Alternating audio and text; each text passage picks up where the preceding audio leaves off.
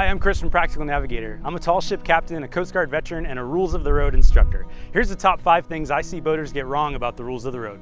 Number 5, knowing where the rules apply. The rules of the road are broken into the international rules, or the COL regs for collision avoidance regulations, and the inland rules in the United States.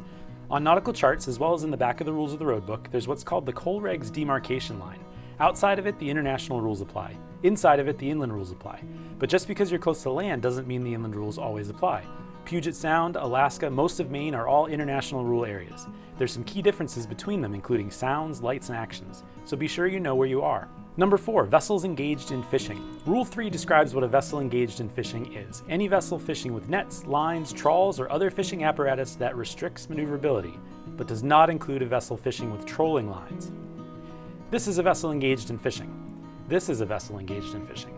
But this is not a vessel engaged in fishing. It's a power-driven vessel.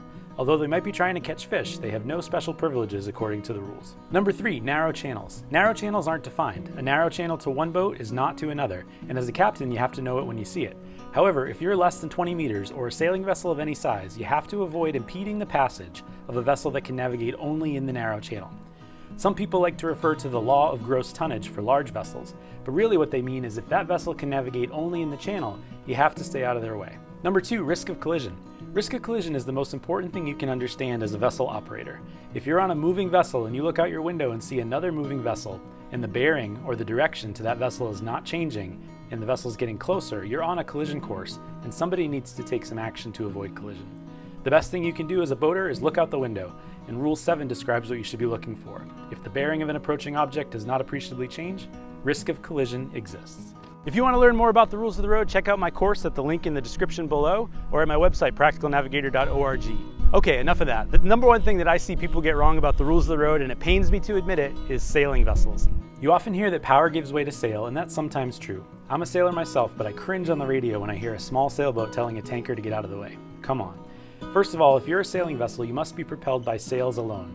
If you have an engine, you're not using it for propulsion. So motor sailing is not sailing, you're a power-driven vessel. Also, think about narrow channels, overtaking, and other rules that restrict certain vessels from impeding the passage of others. Finally, for any situation, not just sailing vessels, you should think about the totality of the rules, lookouts, safe speed, action to avoid collision, etc. These rules are written to prevent collisions at sea.